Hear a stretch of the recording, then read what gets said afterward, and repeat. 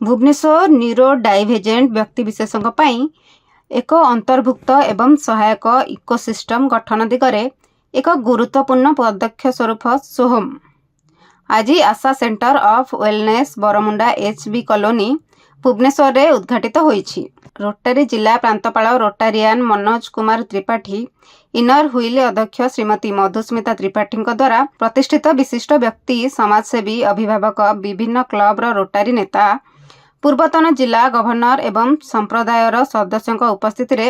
एही केन्द्र को आनुष्ठानिक भाव में उद्घाटन करा जायछि। सोहम को ऑटिज्म स्क्रीनिंग एवं स्किलिंग पाई एक उत्कर्ष केन्द्र भाव में कल्पना करा जायछि एवं यह बेटर मैटर फाउंडेशन सहित मिलित भाव में भुवनेश्वर रोटारी क्लब एक प्रमुख पदक्षेप भाव में ठिया होईछि। ऑटिज्म सचेतनता मास समय रे उत्सर्गीकृत एही केन्द्र सामाजिक कल्याण एवं अंतर्भुक्त प्रति एक दृढ़ प्रतिबद्धता को प्रतिफलित करे। एही प्रयासर एक प्रमुख आकर्षण हेउछि जे स्क्रीनिंग एवं दक्षता कार्यक्रम उभय अभिभावक मानकु संपूर्ण मागणारे प्रदान कराजिबो, जहाँ सामाजिक आर्थिक पृष्ठभूमिर परिवार पाई सुगमता एवं सहायता सुनिश्चित करिबो। समावेश को संबोधित करी बेटर मैटर फाउंडेशन प्रतिष्ठाता डॉक्टर सौम्यरंजन पट्टनायक एवं डॉक्टर अनन्या पट्टनायक गुरुत्वारोप करथिले जे एही प्रयास केवल एक कार्यक्रम नुहे बरम अंतर्भुक्तकरण को पुनः परिभाषित करिबो एवं न्यूरो डाइभेजेंट व्यक्ति मानकु अर्थपूर्ण जीवन यापन करबा पई सशक्त करबा दिगरे एक आंदोलन। केन्द्र प्रारंभ रे 30 जन युव वयस्कों पई एक वृत्तिगत दक्षता कार्यक्रम आरंभ करिबो, जहार योजना सहभागिता एवं संप्रदाय संपृक्ति माध्यम रे जिला गुड़िकरे एहार प्रसार को विस्तार करिबो। एही अवसर रे रोटारी क्लब ऑफ भुवनेश्वर सभापति आरटीएन संजय चौधरी कहिसेंती जे एही प्रयास समाज पाई एक स्थायी एवं अर्थपूर्ण प्रभाव सृष्टि करिबो, जहाँ सबुठारु गुरुत्वपूर्ण एवं उदयमान चिंताधारा ऑटिज्म को संबोधित करिबो। से न्यूरो डाइभेजेंट पिलामानकु समर्थन करिबारे प्रारंभिक स्क्रीनिंग एवं समयोचित हस्तक्षेप रे गुरुत्व उपरे गुरुत्वारोप करथिले। सनिलिट ओडिशा ऑटिज्म हलिंग मिशन सोहम एक व्यापक पदक्षेप जहाँ उपरे ध्यान केंद्रित करुछि। प्रारंभिक ऑटिज्म स्क्रीनिंग हस्तक्षेप एवं चिकित्सा सहायता दक्षता विकास एवं वृत्तिगत तालीम ता सहित संप्रदाय सचेतनता एवं संवेदनशीलता यार समन्वित पद्धति माध्यम सोहम ओडिशा रे एक अंतर्भुक्त स्नायु विविधता अनुकूल इकोसिस्टम गठन करिबारे लक्ष्य रखिछि,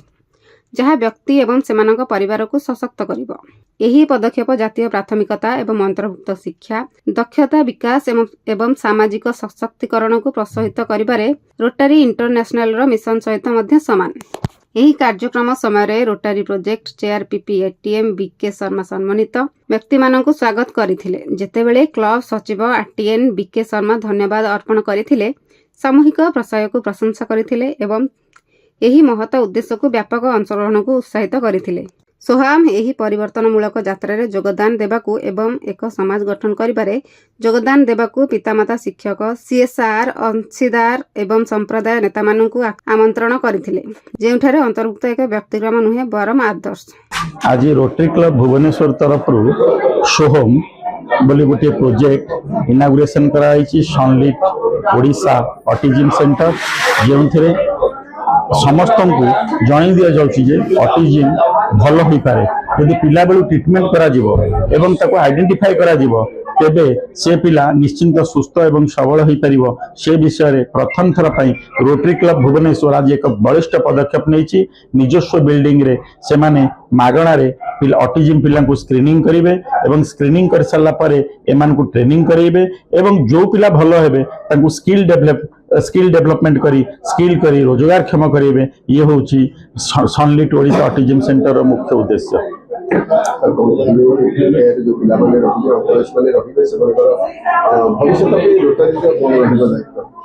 भविष्य पर मुझे कहली आग ऑटिज्म को आइडेंटिफाई करा जिवो, ये भल हो पारिबो कि नहीं, यदि भल हो पारिबो ताको ट्रीटमेंट करा जिवो एवं पिला जतले संपूर्ण सुस्थ हो जिवो ट्रीटमेंट हो जिवो ताको स्किल्ड करा जिवो। छोट छोट कार्य शिखा जिवो जेमथि एआई रे डिजाइनिंग हो आउ छोट छोट हैंडीक्राफ्ट्स तैयारी हो तैयारी करा जिवो, से रोजगार क्षम हो पारिबो। एटा होछि मुख्य उद्देश्य। आज सोहम बोली के गोटे हमर इनिशिएटिव खुलिला गोटे सेंटर रोटरी डिस्ट्रिक्ट 326 रो मु धन्यवाद देवी आम डिस्ट्रिक्ट गवर्नर मनोज त्रिपाठी को एवं रोटरी क्लब ऑफ भुवनेश्वर ता छड़ा आमर जे आयोजक आमर सौम्य बाबू और फैमिली अनन्या मैडम समस्त धन्यवाद देवी। ये जो ऑटिज्म पिला मानन पई गोटे स्किल डेवलपमेंट प्रोग्राम एवं स्किल टा आसिले लोक गोटे आसेट बोली तांको आजिवो एवं से निजको समाज रे शामिल होले भाई परिबे मुंड ऊपर टेकी चली परिबे एवं जा द्वारा तांका रोजगार पंथा मध्ये होई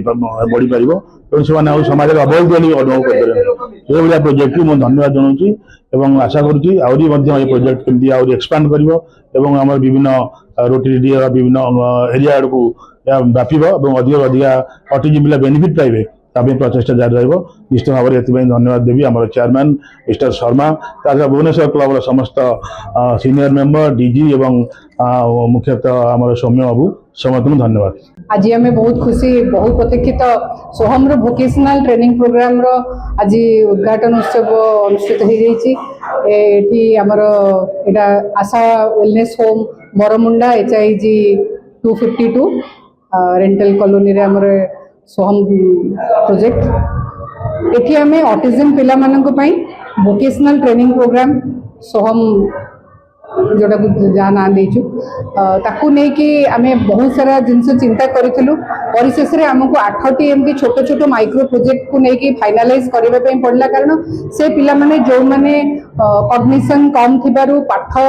दिगरे बेसी आगे पारंतिनी सेमानकर बयस बढ़ी जाए और बापा माँ से चिंताग्रस्त होती से भी समाज मुख्य स्रोत सामिल हो पारती से नहीं आमे जोटा इजी हम से जोटा से एंजॉय करें बहुत छोट छोट 8टा प्रोजेक्ट को लेकिन व्यवस्थित करूँ आशा करूँ जे से सब 8टा प्रोजेक्ट को प्रथमे स्किल मैपिंग जरिए से पिला आणबू से जिनसा खुशी दब से माने निजे स्वाधीन भाव में से जिनसा करें तांकु भी भल लगे जे नहीं आमे भी किसी करूँ समाज रे मुख्य स्रोत सामिल होगापी से भी गोटे दंभ रहिबो।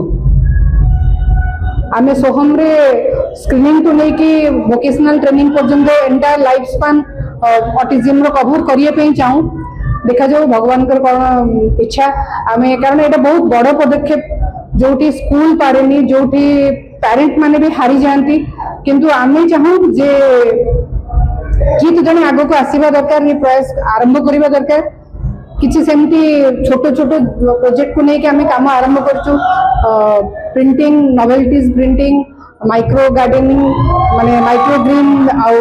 वर्टिकल गार्डन ये सब जिनस छोट छोट प्रोजेक्ट को लेके आमे आरंभ करछु देखा जो पिला माने एटा को केमती ग्रहण करछंती कंप्यूटर रे व्यवस्था भी रही कंप्यूटर डिजाइनिंग आ बेसिक कंप्यूटिंग भी एटी पिला सिखि परिबे।